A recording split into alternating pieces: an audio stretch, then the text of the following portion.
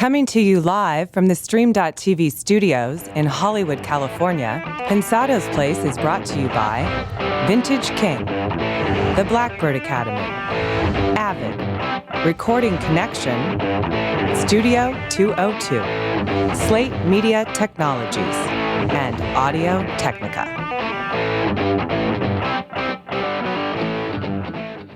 Our guests are an empire builder and a rock god who literally helped build the empire. We've got a brand new ITL. We've got important Pensado Awards updates. We've got a brand new Blackbird Academy campaign.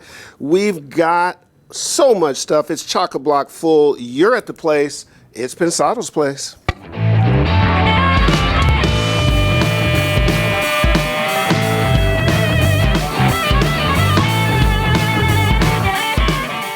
Hi, everybody. Well, I'm clearly not Dave.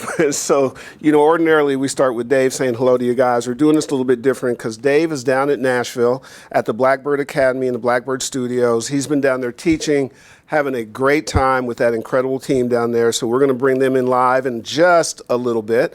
You're going to meet two very special people and see some of the students and all the activity that's going on down from there. So let's get the homework out of the way and get to the show good stuff. Fantastic to see you. Time for our weekly trip through Audio Land. Continue to hit those likes and subscribes. Dave and I thank you for your diligence on that regard. To the best sponsors any show could have, big shout outs. Vintage King, Jason Van Dorn for looking out for his Pensado family and for the rest of the VK team. We most appreciate it. The Blackbird Academy, where you're going to meet some folks in just a second.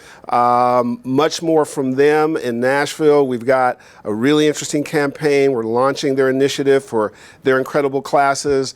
Audio Technica's in the house. I had on my M50s right before the show started. Love those cans. You're going to love the stuff we do with them. And how the heck are the Avid guys? I got to tell you, big evolutions going on with that company. We'll report some stuff on them to you shortly. Plus our man Anthony Gordon, he's about to be a new papa. So love from the Pensado family out to those guys. I talked to Stephen Slate about 45 minutes ago. Check out the Raven, man. That gang at Slate Media Technology, they are just ahead of the curve. They do beautiful work. Fab is a great designer. Super efficient, the Raven is. Bunch of workflow solutions, max flexibility. So very cool. When Dave and John McBride and I talk, we'll talk a little bit about some of the magic that's going on with that's being cooked up between those camps. Finally, the Recording Connection folks have been uber busy with their mentor-apprentice philosophy. We have a cool ITL we're going to run in a couple of weeks with Dave and the legendary John King from the Chung King Studios. That's currently being edited. Lots more coming from Jimmy and Brian at the Recording Connection. Now to the big dance. We're about 6 weeks out. It is absolutely insane on this end. Pensado Awards, June 28th, Santa Monica, California. Still some good seats available, but going very quickly. Sooner you get the tickets, book your flights and hotels, the less loot you'll have to spend to come to the show, and the more you can spend on partying and celebrating. Lisa Loeb, Young Guru, Marcella Arequia, and Chris Lord-Alge are at the helm and the controls. Young Guru is going to be on the ones and twos for the after party. So many companies and sponsors are stepping up to help us out. It is really incredible. Look at this ridiculous list behind me. Some of the best names in audio contributing and offering their services to make sure this event is pulled off and that you have a good time. Really, really amazing. Anyone else who wants to get on board, get in touch with us quickly. It's going to be a big night. In a couple of weeks, we'll announce all the nominees right about the top of the June, and we'll also have that on pensadoawards.com. Important note here, folks, so pay attention. There are two areas where you, the audience, can get involved. They are the Unique Project Studio Award. That's really, you got to send us pictures of that stuff so we can, and a bit of a description so we can make some decisions. And then the AIR Award. And the AIR Award stands for Best Assistant, Intern, or Runner. Here's how you can get involved. On the Unique Project Studio Award, prepare a picture of the studio with a very brief description. Go to the Pensado Facebook page. Right under Dave's picture, right on the right-hand side, click Pensado Studio and follow those directions. It has very clear directions on how you can upload the picture and the description, and then we can gather those and look for nominees and finally pick winners. Separately, on the AIR Award, go to pensadoawards.com, go to the award categories and click on an air award, and you'll be able to submit on this very simple form the person that you think best typifies that assistant, intern, or runner, that kind of excellence. You can put the studio that they work at and a brief description of why you think they're worthy. The winners need to attend, so keep that in mind when you submit. We don't want to have an award show where nobody attends who can win, so just keep that in mind. So that's some stuff you can get involved in. The nominations are flying in. The intensity is just going nuts. Here's the details. Saturday, June 28th at the Fairmont Hotel, 1 block from the beach. Again, party DJ'd by Young Guru directly afterwards. Your favorite pros will be there, and they want to see you as well. Go to pensadoawards.com to get your tickets, hotel options, event details, vote on the Air Award and anything else you need. Go to our Facebook page to vote on the Unique Project Studio Award, and we will begin to rock it. As for dress, we get these questions a lot. Dudes, get your rock star swagger on. Ladies, do it up, make it hot. Most of all, have a big bunch of fun. Take selfies, do it up. We want you to let loose and really celebrate this incredible community we're part of. And as we always say each week, what are we doing at the party after? That's right, booties bumping, mascara melting. We can't wait to see you there. It's going to be a grand time. Now, let's see what David's doing down in Nashville and who's sitting with him. Dave, you around? I am. Who's that austere, august gentleman beside you? I have John McBride, my host for the last week, and it's been a blast, man. I can't tell you how much fun I've had. Remember, we were down here around Thanksgiving, and I'm having an even better time. The students here have welcomed me, and John has taken care of us. It's just been a great time. I'm pissed. I want to be there. Everybody keeps calling me and saying, I just had some fried pickles. I just had some Southern food. I just had some... Like I'm having a turkey sandwich. It's not quite the same, not at all. You should be pissed. It's hanging with John and the gang and Karma and Kevin and Mark. It's rejuvenating sometimes to hang around students. Well, all the time to hang around students, especially the cats. I'm hanging around with Luke and Josh and Lenny and Charles and of course my favorite Rachel. And I've just been teasing her mercilessly all week. But they take my crap and they dish it back. We've had a good time here. I can't wait for you to hear what we've recorded. We worked in John's personal room and which is a part of the curriculum. And I'm telling you, man, if you can't make a great record in that room, Vance and I are going to talk about it. If you can't make a great record in that room, then you got skill issues and you didn't go to Blackbird. Well, here's the fun part, I think, because we talk about the Blackbird Academy and Blackbird Studios so much, but now we get to hear from the man himself. I mean, John, you literally still work as a front of house guy. You're still mixing. You are still actively doing and honing skills that keep you at the forefront of going on. Talk about that a little bit.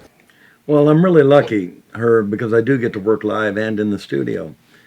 Initially, way back when, I wanted to start a studio back in Wichita, Kansas, where I grew up, and that just was not in the cards.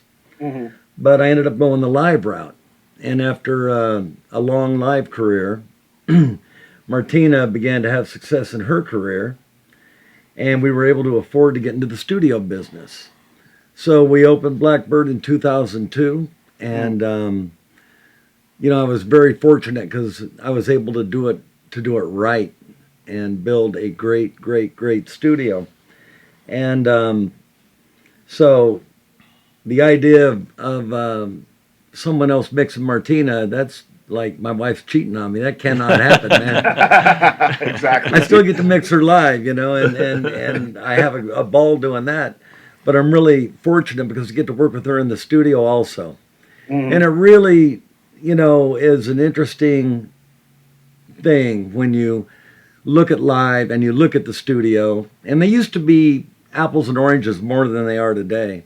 Mm-hmm. Today, the line's getting a lot more blurred between studio and live, and there's a lot of stuff on the road these days. A lot of people are carrying Pro Tool rigs and using backup tracks or recording every night or whatever. So the difference between studio and live guys is not nearly as big as it used to be.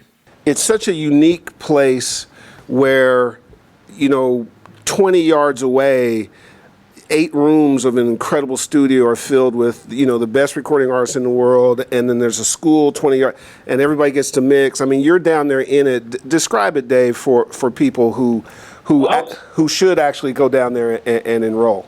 I want John to chime in on this. I was doing the math. I think if you calculated an hourly rate to rent a room at Blackbird and then checked your tuition cost and divided that by the number of hours you actually get to spend in one of these great studios, I think it's cheaper to go to Blackbird than to rent a room at the studio.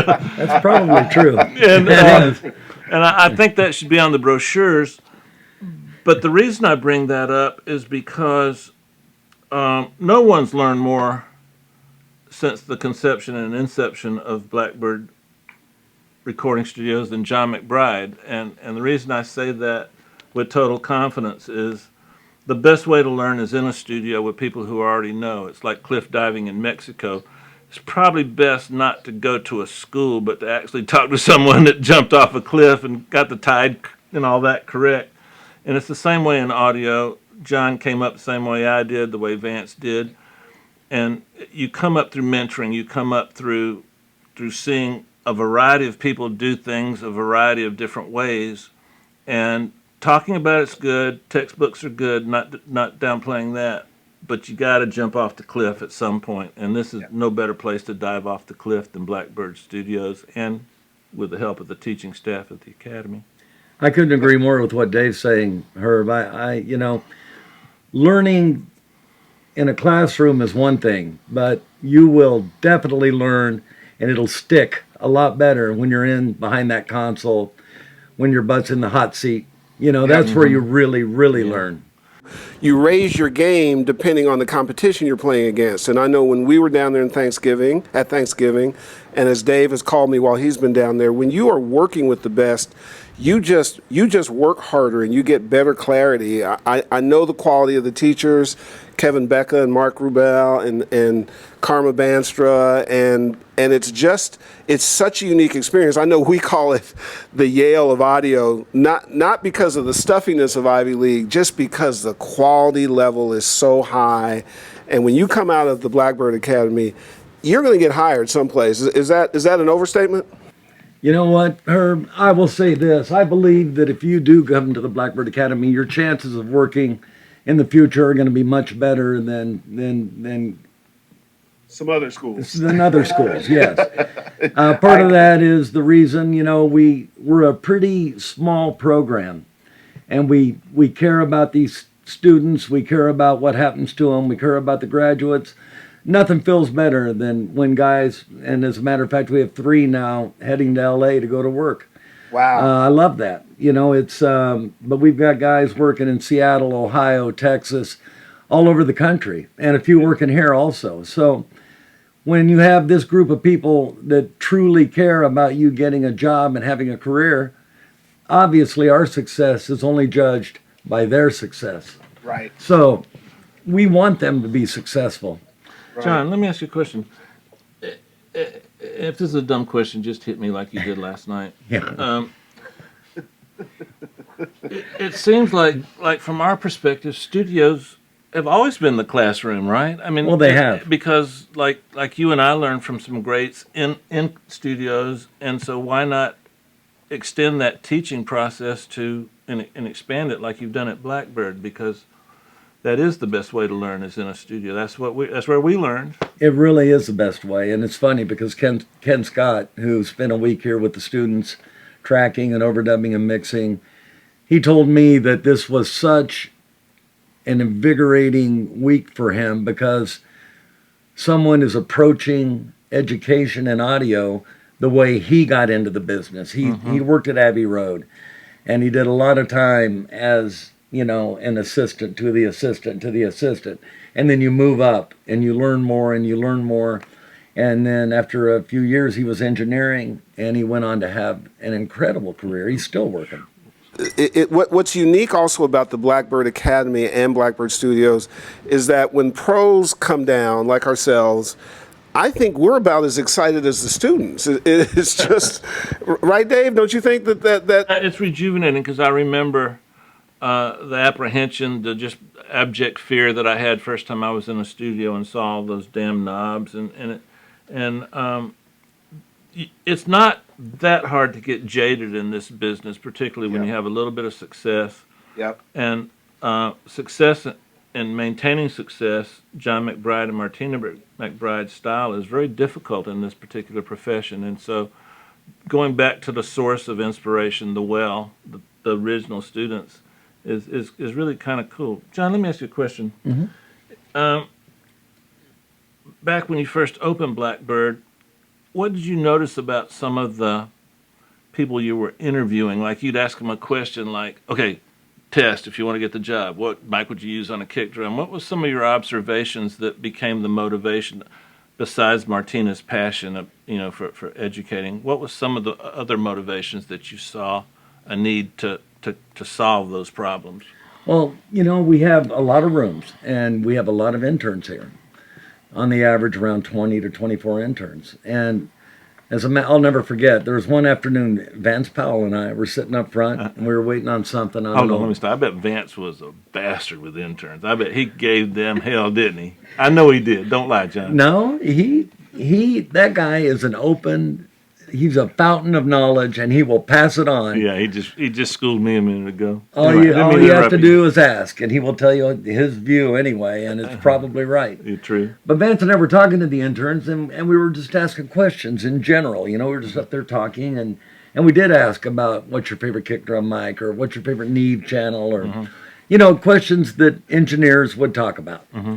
And we were kind of shocked by the fact that we got answers that really surprised us. That from, I didn't get to mic a lot of drums, to, we didn't have any Neve out, channels. We had some plugins or this or that. And these are all graduates from a wide variety of different situations. Mm-hmm. And it was disturbing to us because what we felt like questions that are kind of the norm and everyone should know, we were getting answers that just shocked us because they hadn't done so many things and didn't have as much knowledge as we felt like they should have. Mm-hmm. And top that with, how much do you owe? And that shocked us even more. And we thought, what? This has got to change. I mean, this is wrong. Mm-hmm. It's wrong to spend this huge amount of money and take this amount of time and get out of it and not know more than what you know, not be able to go in and make a record. Yep. And so I thought, I could complain about it or I can do something about it. That's John McBride's and style. It took a few years because the red tape on a school is massive, but we got through it all and put together this. I found the greatest people, and we also all were like-minded in our ideas about audio education and how to make it better. And we're small enough, we get to move on our feet quickly. We can make changes if we need to. It's shocking how little fine-tuning we've had to do since we started this program, though. Yeah. So cool. The people that work here have so much experience at teaching and working with kids and students. And it's really the most important thing I am doing with my life right now and forever. It's a deep statement, John. Well, it's true. Outside of being a dad and a husband. John, I got a question for you. Herb and I get a lot of people wanting to know the status of their ability to come to Blackbird if they don't live in the United States currently. Can you update us on that? Because so many people want to know. I mean, am I throwing you a curveball? No, not at all. Good. Not at all. And unfortunately, I'm very familiar with this. We're actually waiting. The government is not the quickest moving group of people I've ever seen. It is. It is. Any minute, we're going to be able to accept foreign students. And you'll let us know so we can impart that info to our... Believe me, the first phone call and email I make after we get that news will be to you. Great. Absolutely. Great. And as it'll a matter be of fact, soon. some of the specifics. So we've got the July class coming up, both for studio and live. Correct, John? Yes. And guys, I would say get to Blackbird's site. You can contact Karma Banstra. I'm going to give you her email in a minute. This is really once in a lifetime opportunity to learn. Their placement service is very aggressive.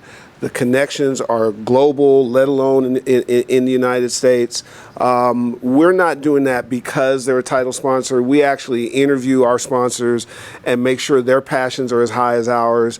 And we could, Dave and I could not think higher or more highly of the operation. We've gotten to know the people well. Dave went down there voluntarily to teach. He's going to go down voluntarily to teach in the July class. I'm going to come down and do a lecture on management and business affairs and other kinds of things. This is a great opportunity, and it's really for you guys who are serious, guys who want a career, guys who have that passion, guys and gals. As you can see in sitting around them, it's not just for guys. So we want to get that information, make sure you contact folks and get down there. It's such an incredible opportunity. Don't let that go by. Another thing is, speaking on the live side, as Karma and I were sort of planning some of the interesting things we could do, we came up with something called the Blackbird Academy Live Experience. John was gracious enough to identify 6 or 8 dates where a couple of you guys for each one of those dates will be able to meet John, go to a sound check, and sit with him while he actually does front of house that night. Let me give you those dates and how you can get involved. Write this down. I want to go. No, you can't. So June 13th in Greenville, South Carolina at the Peace Center. June 14th at Huntsville, Alabama at the Von Braun Hall. July 5th, Park City, Utah. That'll be at the Deer Valley Amphitheater. July 17th, they'll be in Montgomery, Alabama. That's Montgomery Performing Arts Center. July 19th at Charlottesville, Virginia, the Intellos Wireless Pavilion. And August 15th in Myrtle Beach, South Carolina at the Alabama Theater. All that information is posted behind me. You can see it right there. And it's very simple. You hit Karma at theblackbirdacademy.com. Karma is C-A-R-M-A, not K, C-A-R-M-A. Send your email and name. They'll make selections, and you'll get to see genius at play, live and in real time, and the way it works.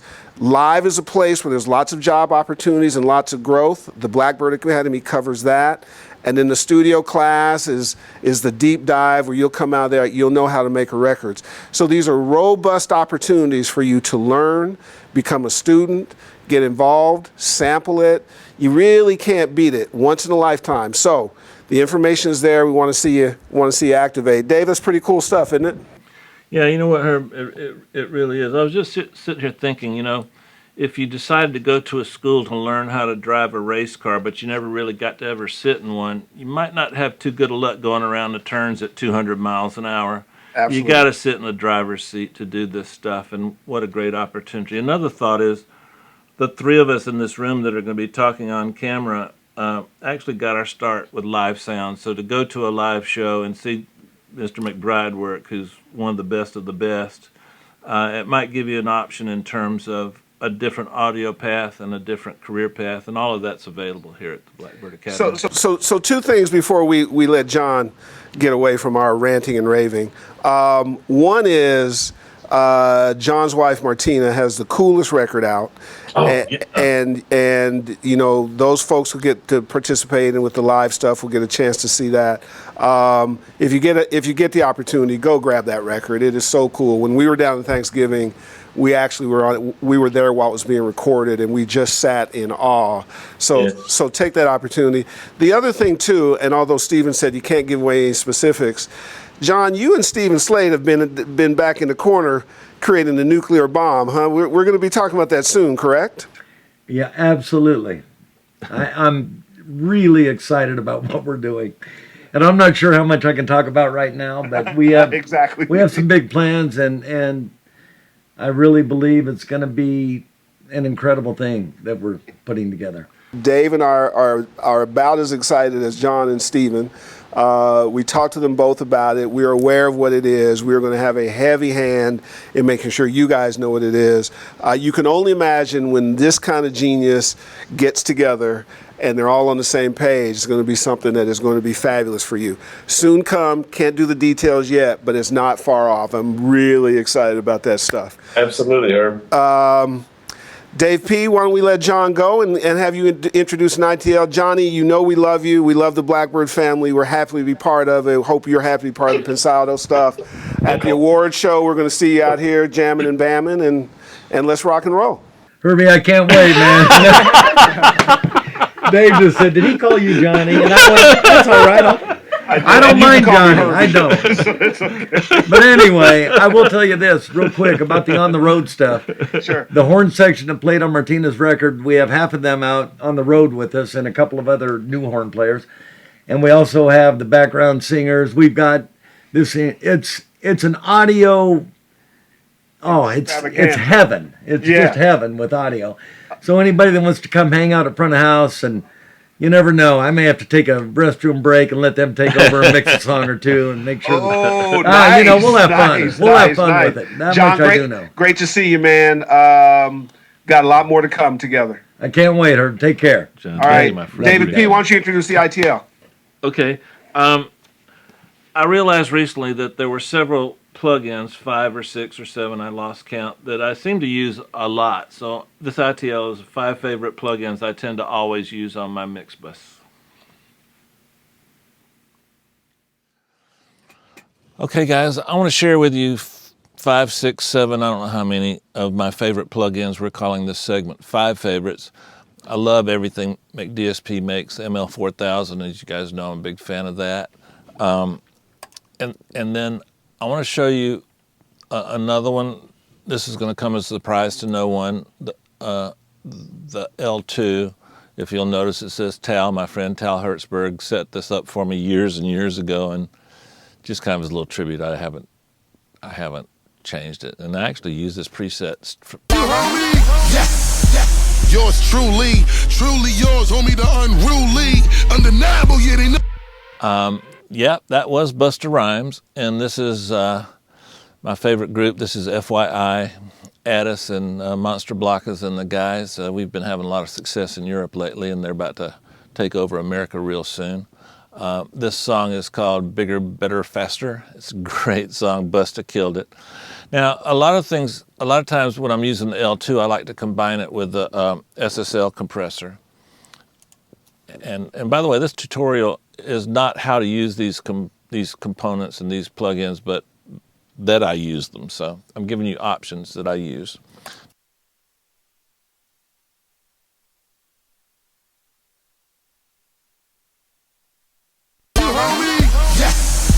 Yours truly yours, homie, the unruly, undeniable, yeah, they know what the truth. Okay, now let's check them both out together. Yours truly yours, homie, the unruly. Now another plugin I use a lot is the Moog EQ. And I'd probably use it in conjunction with some of these other ones.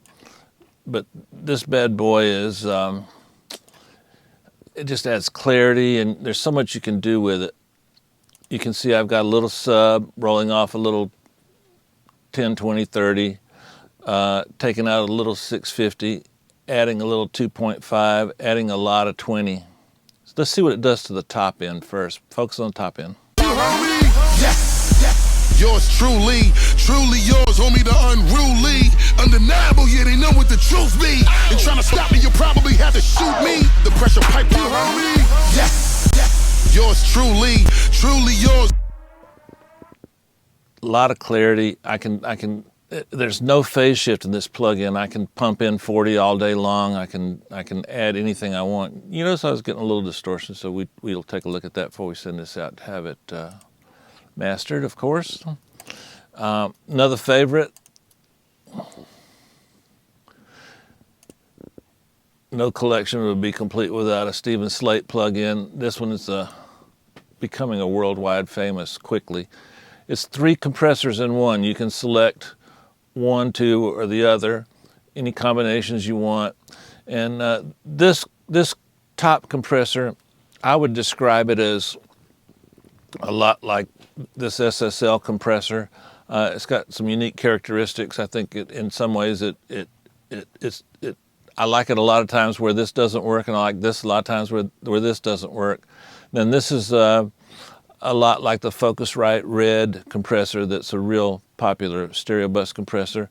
And then this is a lot like Ivana Manley's Manley Very Mu EQ. Now these aren't exact copies, but they're designed to be enhanced versions of those plugins. And if you notice this mix knob, I love mix knobs. You know I love these knobs, but mix knobs are some of my favorites. Let's see what this does. Yours truly, truly yours, homie, the unruly, undeniable, yeah, they know what the truth be, and trying to stop me. The vocal comes up front, the drums get in your face. It's does what it's supposed to do. And then I can't stop using this plugin. I just don't know why. It just seems to work all the time. Another Stephen Slate plugin, FGX. Yours truly, truly yours, homie, the unruly, undeniable, yeah, they know.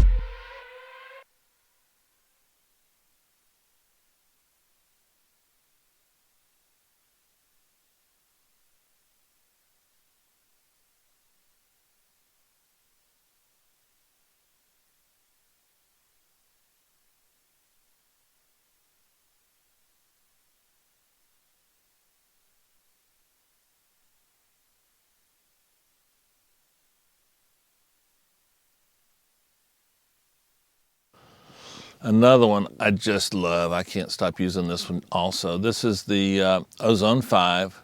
It's a bad boy.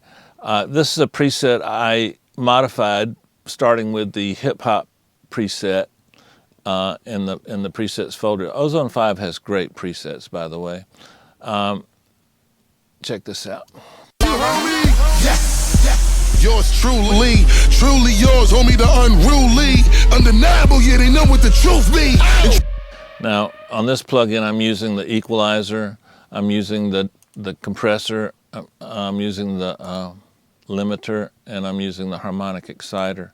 I love this harmonic exciter. It does some really, really, really cool things.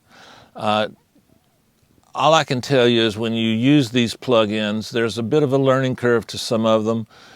Just play music and turn the knobs. What can you do? You can't do any damage, and I'm still learning some of these plugins myself. For example, on the maximizer section, I love IRC3. I love transient recovery. They're processor intensive when you do those two buttons, but man, do they give you different sounds. Another plugin that finds its way onto my stereo bus is the Massenburg DesignWorks MDW, George Massenburg's excellent, excellent plugin. Sometimes tools just work, and you discover this by trial and error over a lot of years, over a lot of mixes, and you'll notice that you'll pull up a plugin, and a lot of times it works, a lot of times it doesn't. And then there's some that for you personally will work a lot more than others, and for me that's the case here. This is an older plugin, but I just can't stop using it. It's in multi-mono mode here. Yours truly, truly yours, homie, the unruly, undeniable, yeah. The strengths are very, very, very, very little bit of phase, just clarity of the high end for days. I'm gonna solo this.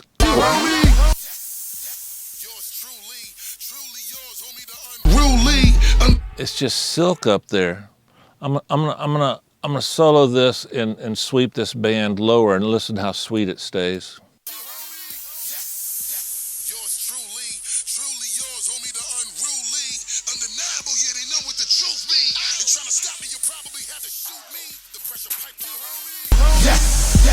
Yours truly. Here's where you select, whether you want peak, shelf, high pass, low pass, and then here's your bandwidth and gain, and of course frequency response. An amazing plug-in. All these plugins have ABs. Be sure and use those. You can take snapshots. You can move A to B, and then you can select and compare things without having to put up two different plugins. And sometimes what you can do is you can load plugins that will load into multi-mono in Pro Tools. You disconnect this knob, and now you can run your left side and your right side different. So now if I go to my right side, it'll look like that, and if I go to my left side, it'll be all screwed up. So a lot of options here, and I'm sure that you guys have found some yourself. These are just ones that more often than not I find on my stereo bus. All right, next time.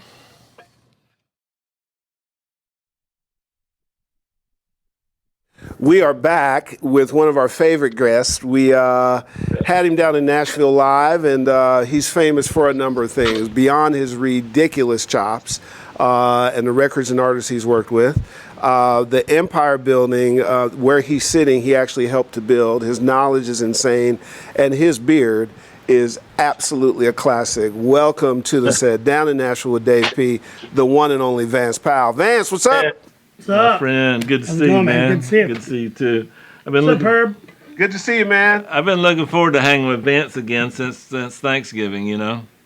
Man, the Raconteurs record. I love that record, and you won a Grammy for it, right? Yeah, I got to share that one with Joe Ciccarelli, the great Joe Ciccarelli. Yeah. And Mr. White, all of us on that. That was great, yeah.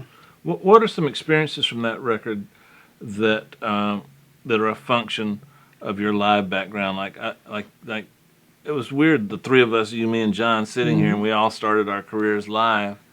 Let me rephrase the question. I think the live experience helped us be unique in terms of our approach to engineering, and how did that manifest itself in the Raconteurs record? Well, I can tell you that the best way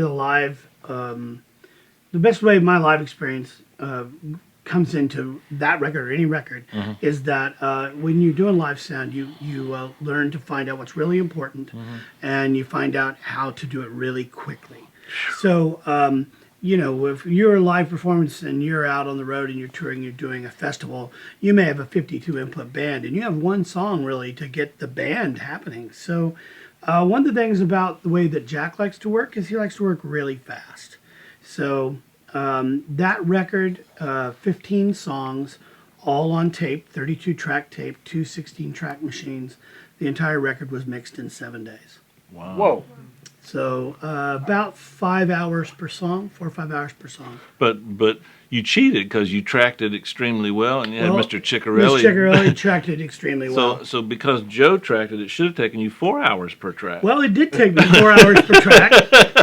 You listened 4 hours. to it. Yeah, 4 hours per track was month. about right. Well, it took a while to print it, but yeah, that was kind of the deal. Was I think the thing that Jack likes is Jack likes it to happen. And he doesn't like fiddling around with stuff. He doesn't like to really sort of go into long details about things. It just needs to keep moving, keep moving, keep moving. There's a moment at which, if you capture that, it's the best photograph ever. That's exactly right. Exactly right. Tell our audience the abject total fear that you can't get any other way than when you're the opening act and you did a sound check and the headliner sabotaged you before you went on, and you have to scramble. You had to scramble to get everything back within 2 parts. I've had it happen to me a ton. It's frightening, isn't it? Yeah, well, especially when you get to the point where there's a lot of people. I remember doing a show out at the Gorge, out in George Washington. It's about 70,000 people, and the headliner decided they would turn off the subs, which was awesome, and also to leave the talkback mic on their console on, but under the cover. So every time the kick drum came through, something fed back, and that feedback was about 3 300 milliseconds behind because it was coming all the way out to front house and going all the way back. The kick and then all drum, the way, they don't know, yeah. but the kick drum was gated, so when the gate opened, it caused feedback in time. At least it was in time. Well, sort of. Yeah, and so you got about 40 seconds to figure out what's happened. But it's good training for the studio, It especially working with John moves rather fast and Jack White. I think that was good He's training very for fast. that. But in an odd way, that was a compliment to you that your sound was so good they feared it. Yeah, I have. I appreciate that. I really do. I appreciate when people try to screw you over and you make them look bad. Are you doing anything live now as opposed to mostly doing stuff in the studio? Are you mixing it up? Last thing I did live, I did 14 days in Europe with the Dead Weather, cool. with a Jack's band in 2010, and that was the end of that. Okay. You had No retired that part. more. He spent 20 years on the road, Herb. It's that's plenty. about 10 years past a normal person's on the That's road right. lifespan doing that kind of work. That's right. That's good information. Absolutely. One of the things I miss from the live world, and one of the pleasures I had working with this group of students was instant gratification. In other words, I'm a ham. When I do something good, I want to get feedback. When I do something bad, quiet, subdued, respectful feedback's in order. But when you're on the road doing live sound, immediately the responses to everything you do. Do you ever miss that in the studio like I do? I do. I miss it.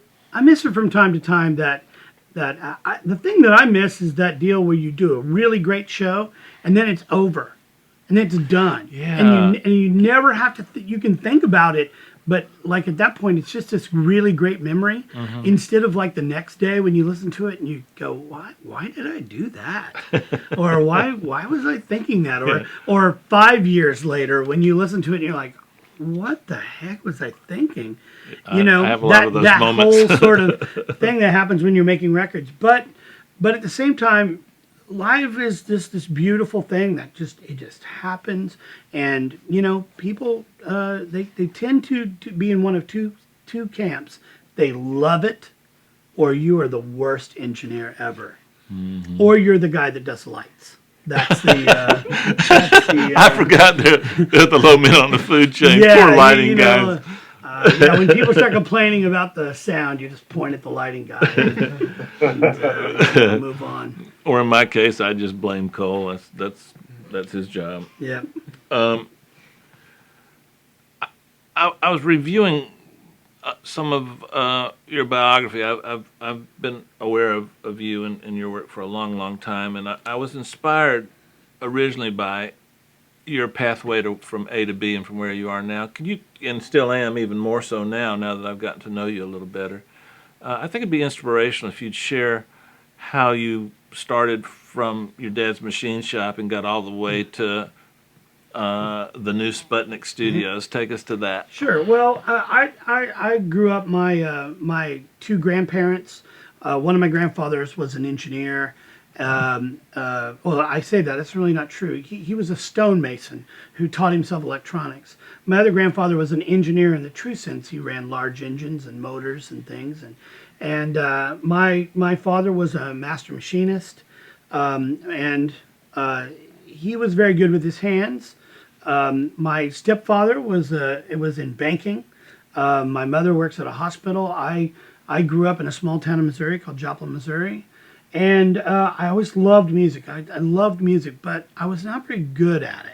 I played French horn for about 2 years. Well, that was your damn problem, right? That was the problem. When I was in grade school, that's what you do when you're in grade school. All the violins were gone, so I guess I'll take that thing.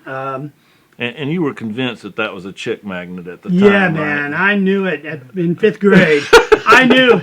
I'll tell you what I did know. I did know that if you hold the French horn case up over your head, that people throwing rocks at you can't hit you in the head as you're running away from them. The only good thing about a French horn is when you're at the bus station broke and you need money, it's got a large case so people can drop change into. Exactly right. Sorry, French Yes, horn players. so- The French horn is actually one of the most difficult instruments on earth to play. it's I'm not incredibly making fun hard. of you. I'm making fun No, of it dance. is very Okay. hard to play. No, it's It is it's hard. a beautiful sound. Beautiful but sound. It's funny that the French horn is actually English and the English horn is actually French, which doesn't make sense to me. Like- but like- whatever. Like fries and Yeah, toast. that's okay. exactly right. I came and I moved here and I started doing that touring and doing the country thing. Tried to get into studios here, and you know it's a tough world here. There's a lot of competition, and a kid from Missouri that is mixing Tammy Wynette is not going to get a lot of traction in the studio world. And basically, what ended up happening was I moved from there. I started working for John and Martina. I took a job with John and Martina on the road. Martina became pregnant with Emma, their second child. I went out and did a tour with Jars of Clay, which is a band from Christian here, band. Christian band from here, and spent about 4 years with them. And they asked me in 2001, early 2001, to make this little Christmas record. And I said okay. And 11 months later, we had finished a Grammy Award-winning record called The 11th Hour. Which is a great record, Yeah, inspirational it's record. a really too. cool record. And right about that time, John, I still worked for John at Clare Brothers, which is funny. I took a sabbatical. I took a 6-week sabbatical that ended being 11 months. And John and I was hanging out. We were doing a lot. We're talking about building a studio. And John was going to build this on his tennis court. He was going to build Blackbird on his tennis court. And it wasn't called Blackbird at the time. It was just going to be the studio on the tennis court. And then he decided that some bass player was going to get stuck in the yard some night, late at night, and he didn't want that. So he started looking around for property, and he called me. I happened to be nearby. He was like, hey, let's look at this building. I came over here and looked at this building next door, the A building, January 15th on his birthday, 2002. And I think he bought it the next week. Wow. And a couple months later, while this was being built, he called me and basically said, "Look, I need somebody who knows how all this stuff works and needs to build all this, and you ready to get off the road?" And so I did it. Now I'm tired. Let's go home. Yeah, that was 20 years of talking there. Hey, Vance, let me ask you a question. When you're currently mixing, what is your selection process? Do you only do things that you like? Do you ever get outside of genres? Do you mix it up? I mean, sometimes money is a question for everybody, but just artistically and creatively, what floats your boat? Well, I love everything. There's a lot of things that probably would never come to me because I just think people would, I don't know, think I'd put too much distortion on it or something. But I love alt rock. I love the blues. The farther deep down, dark down in the blues it is, the better it is for me. I love roots music. I love rockabilly. By the same token, I really love hard stuff. I love rock. I love country. Last year I did this record here in town, Sturgill Simpson. Just one of the best country records I've ever heard in my life. And since I did spend 5 years on the road with Tammy Wynette, I love that classic country, that sound.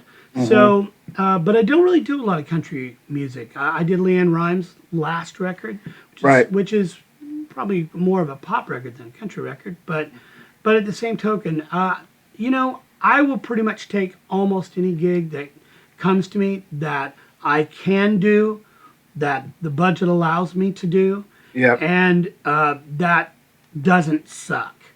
Right. I mean, if it sucks, I will just kindly pass. Absolutely. If the music's terrible, if it's not going to do me any good, Right. I will pass. And yet Right. you appeared on our show. Well, I did appear on your show. It's kind of strange. Hey, man, let's go back to distortion. Explain to me how you do use distortion. A few months back when we were in the restaurant, you and I went into a little bit of that, and I found that fascinating, and then we had to leave. How do you use distortion in Well, I like distortion in sometimes in volumes and sometimes slightly. I have a couple little tricks that I have no problem telling people about. Tell me. One of the things I really love is I love when things that are simple sound complicated. And Example. well, like if you have a drummer that's playing boom boom bap boom boom bap boom boom bap, I would take that and I would find I have a little trick where I have a chain of gear. It's a rat pedal and an old Boss analog delay, and I run those two things together, and I would put like a little triplet feel on the kick and snare. So it's sort of a and just, but it's distorted, so it's kind of sits in the back it just better. sits in the back, and it basically makes it to me feel like the drummer's playing all these ghost notes in the track. I'll take and slide that Very in. cool. Very cool. I'll also often, depending on the band and the style of music, I will take and drive a channel of my rig or tape, either my Pro Tools rig or my tape, into the front end of a 1073, 35 dB of gain. Oh. And then I take the output and That's a turn it lot. down, all the way down. I bring the track up on my desk, and then I bring the 1073 up till it's at the same level as the track, and then just turn it down about 3 dB, and I'll just add that into the vocal, and that harmonic distortion, that thing adds something, some power, That some sounds like it'd be good for the strength. bass too, though. I do the exact same thing on the For bass. bass, yeah. I do the exact. I can hear that in my head already. If a bass comes to me clean, I always will duplicate the track, or I'll mult the track and distort the tracks. It's so hard to hear a clean bass in a mix. I don't know why the Yeah. tracking guys don't do that. Let's form a club. Yeah, I love it. Let's do it. Did you do Kev Mo's record? I recorded a couple songs on Keep It Simple.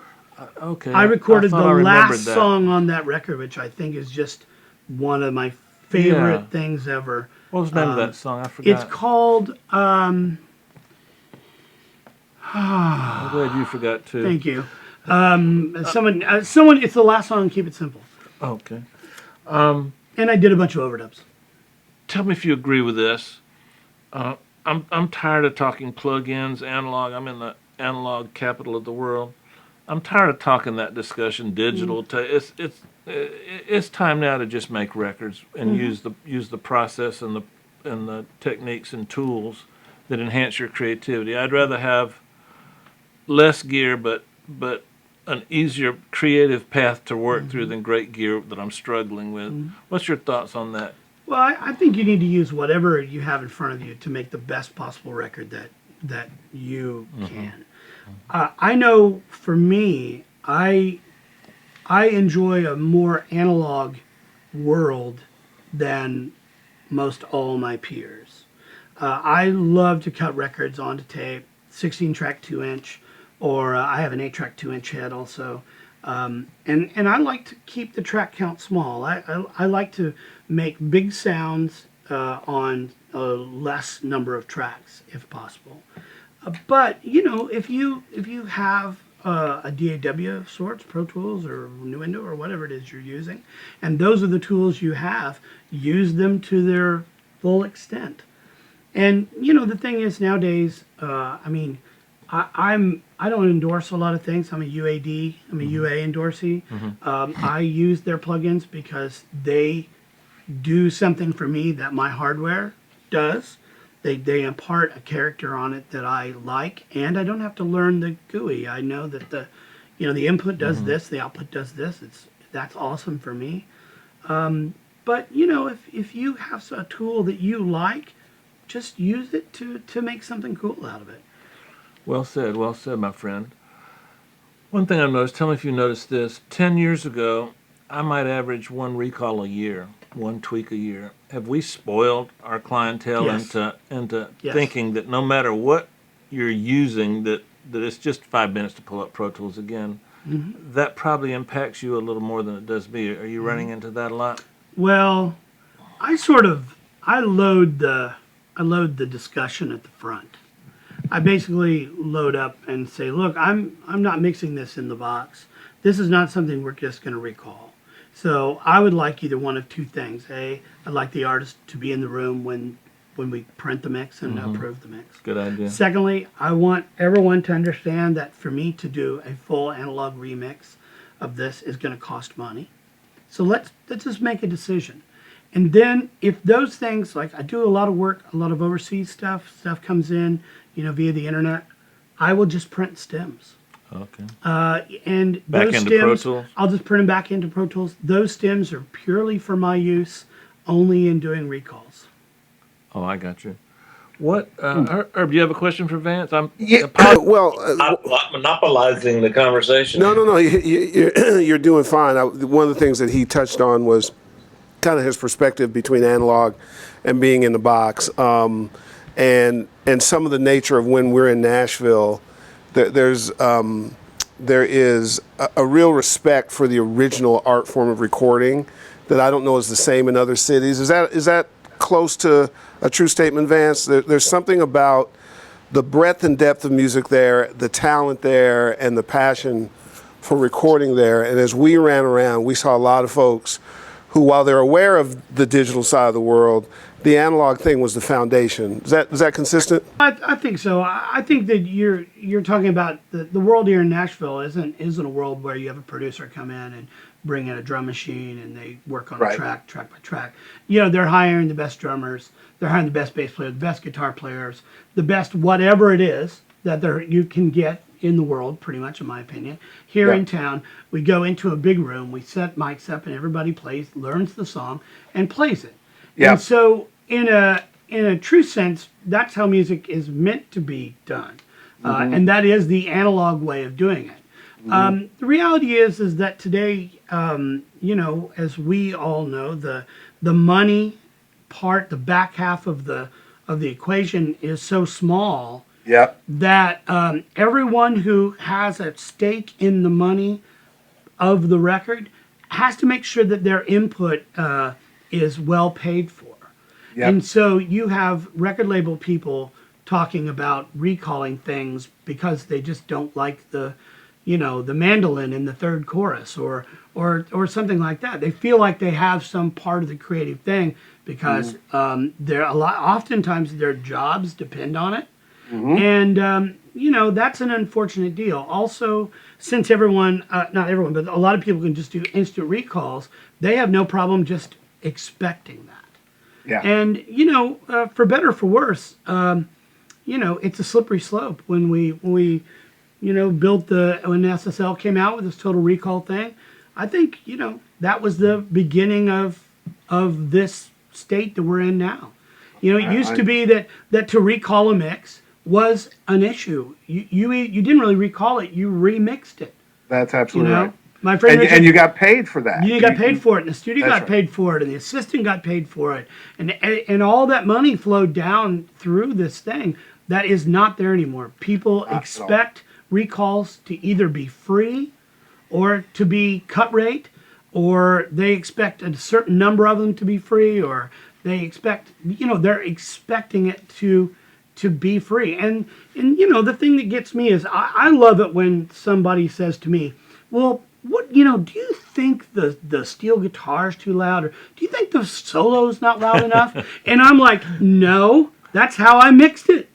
Your passive aggressive question is stupid. What I say is, yes, no, but you do. I always say, yes, I do. I just wanted to test you and see if you could pick that out. I wanted to make sure that your lying ears that created that crappy ass demo actually could hear that. That kind of stuff, man, just makes me crazy. Not really. Like, I don't say that at all. It's like if you want the solo up, just say, hey man, turn the solo up. That's the best part of working my relationship and the work with Jack. Like Jack White he never asks those questions. It's always just like, hey man, let's turn the solo up, And I mean, one of my favorite quotes from him is, solos can never be too loud. Right. And I'm going, but if I turn the solo up here, it's going to push the bus down, and then drums will go away. And he's like, yeah. Do you play guitar? I'm the worst. Couple quick things. One is, we'll talk to you off camera. Jack would be fabulous on the show if he would grace us.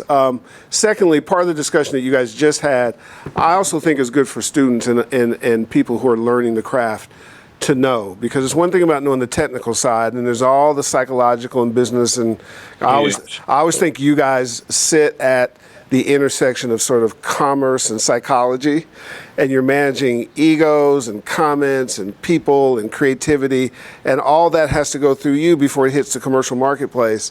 And that's a whole separate set of skills that oftentimes you don't learn except by going through it, but sometimes it'd be nice for us to be able to show students that exists. That's a skill set in unto itself, don't you think? Mm-hmm. He's managing an ego right now. Mm-hmm. Yours.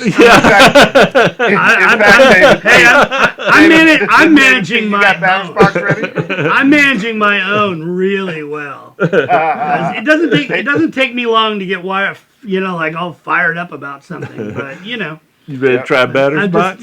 Yeah, sure. Okay. Let's do it. All right, let's tee up batter's box, guys. Hit it, Dave. Throw the first pitch. Okay. Acoustic guitar. Neumann 582, Neumann U67, RCA Mike Pre, Fatso. Oh, this is gonna be hard. Woo! Man, he's gonna clean my clock, Herb. Let's just I quit think now. I think maybe we should just stop. I give up.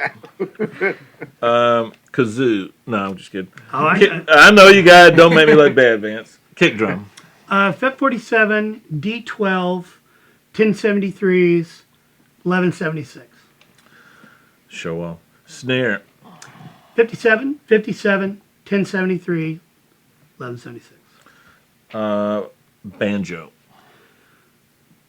57, whatever Mike Pre you have around, 1176. Whatever, Mike. Piano. Piano. In a perfect world, 2 C12s, a ribbon of some sort, a 77, or maybe a Coles down at the end of the piano if it's a grand. A pair of good mic pre's 1073s if I have my choice, and some nice stereo compressor. Strings, live strings. 3 M50s, Decatree. Decatree. I love saying Decatree. Bass.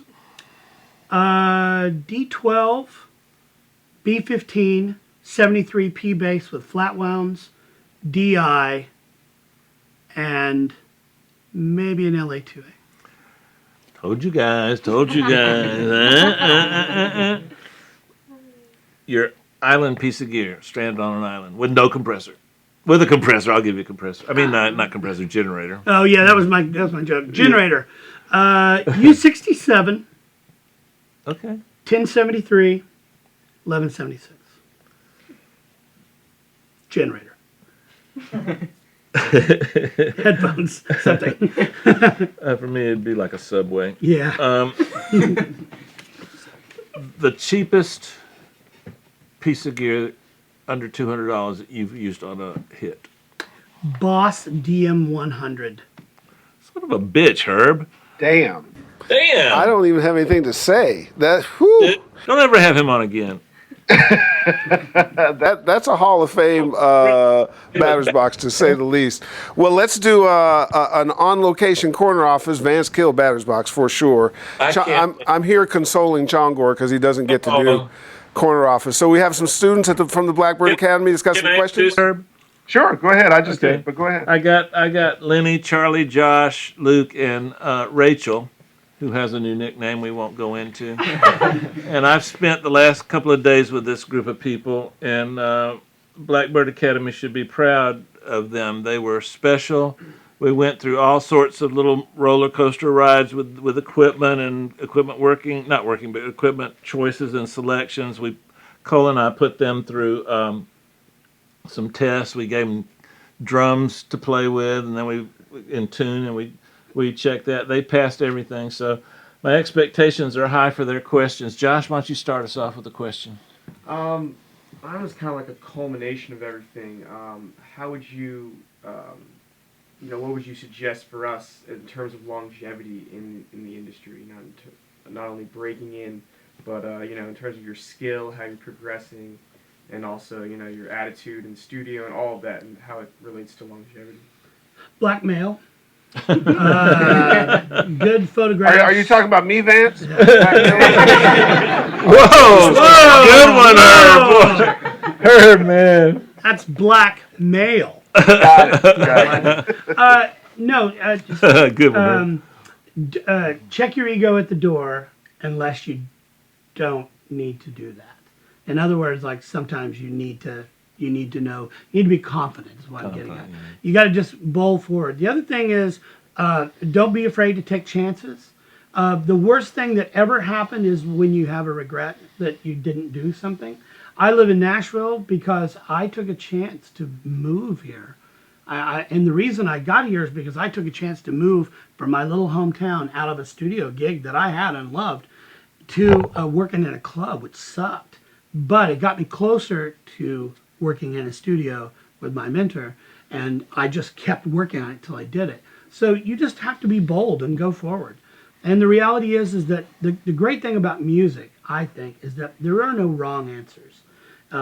Even the worst sounding record of all time is still pretty great if the song's great. Yeah. So, I mean, Wooly Bully. Sam the Sham and the Pharaohs. Louie Louie. All those really bad recordings, great song. Before we go there, let me just add one other thing to the prior question. Stay curious. Stay curious your whole career. You want to continue to learn. You want to stay hungry for knowledge. It will always come back and pay off for you. Okay, next question. I've got a quick question for Vance. I know you're really big into analog equipment. How often and why, if you do, would you use your 16-track or your 8-track tape machines for tape delay in a song? I would never use those. I would never use a 16-track for tape delay. I have a rack of tape echoes. I would use those instead. I would use the 16-track and the 8-track for the creative process to basically sort of bake a sound into the record. Okay. Rachel? Well, what would you say are some traits that young aspiring female engineers need to have to stand out in the industry? Be tough. Be tough. You have to. Wait a minute. What's that dirty look? I'm going to tell your nickname. One more look like that, and I'm telling your nickname. You have to be tough. This is a male-dominated world. We're a bunch of misogynistic assholes. So just be prepared for that and know that. And once you know that, stand your ground. Don't let people push you around. Everything will be great. This industry needs more women in it. Absolutely. Good point. Know your stuff.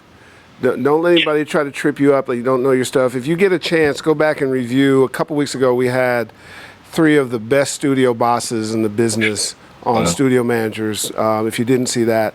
I saw it. Okay, and they actually are available to talk to for aspiring women and men, but aspiring women who want advice. I spoke to actually Rose and Zoe this morning. So that's invaluable information from folks who've also come up through an evolution when it was unheard of to have women around, through ridiculously chauvinistic times. They still aspired, they knew their craft, and now they've become head of it as it's grown. So everything Vance said is absolutely correct, and all the women that I know in the game who are successful, you can't beat their knowledge. They're just unbelievable. Mm-hmm. Lenny? Give us another trick that you use, kind of like your preamp deal. What a technique. Say technique. Yeah, technique. Like a preamp deal. Well, let's see. I have a little trick that I like to do sometimes when doing vocals. I will take a vocal mic and I'll listen to a vocal, and then I'll take another microphone, usually a really bad microphone, and put right next to it and drive that into an amp into the room. And just so it's band limited, to the amp, it's like I use a little Fender amp, something crappy, and just point it into the room where the singer is, just to give, because I don't like tight, closed up sort of vocal booth things. I kind of like, I hate reverb. So if I can get a little bit of room sound in the vocal, I like to do that. I like to put a little bit of room on the vocal. Room sound's another name for reverb, but go ahead. Well, yeah, no. It is. Last but not least, Charles. Let me put it this way. I don't like digital reverb. Don't get defensive. Last but not least, Charles, hit him. This is sort of a broader question, but how do you think people, 100 years from now, will look back on today's pop records and pop recording process? They won't. Charles. They won't. Good, Charles. They won't. They won't. Can you explain A little bit why? I don't think, I personally don't think that, I think the number of songs, the number of artists, and the number of hits that will be rememberable in 20 years will be just like all those hits and artists that are rememberable from 1996.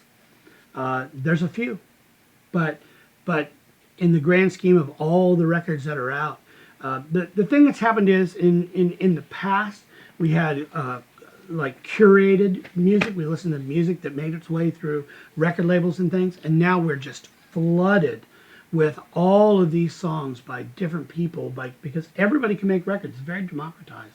When the field gets so big, when the pool gets so big, it's really hard for good stuff to rise. And what it'll end up being is you'll remember songs that you like, but I doubt I really doubt there's going to be an oldies, from the aughts.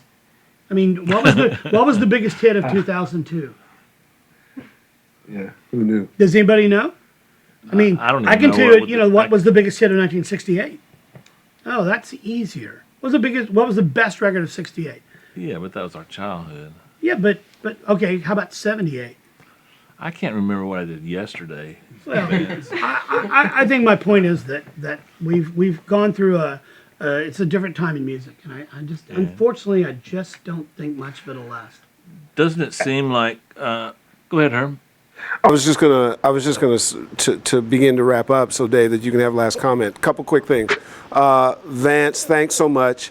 We've got a couple of occasions to come back down to Nashville. Hopefully we can see you and involve you like we did last time. Love to come by the studio and say hello and take a peek Studio. The new studio. Yeah. Oh, the new studio. New studio. Yep. Yeah. Oh, cool. There's a new Very Sputnik cool. on the way. New Sputnik on the way. Sputnik 7. Nice. We're probably about 25, 30 days away. All right. Well, we'll be down there a couple times in the summer, and we're coming back down for the July class for the Blackbird Academy. Secondly, once we get off camera, have Dave tell you about the Pensado Awards. It's going to be a big night. Lots of your peers there. If you are free, it'd be great to have you there. Dave will tell you that off camera. We always appreciate you, man. You've been really big for our show. So much support. So, Dave, make your comment and then take us home. Guys, I'm going to say this again and repeat myself, but being here in Nashville reaffirms to me everything that's great about music, everything that I love about music, and everything that's right about music and how to make it exist here in Nashville. If you can make it down, even if you're not an engineer, come check out Nashville. It's a wonderful, wonderful place. The food alone is worth the trip. The people are a close second in quality. And we'll see you next week.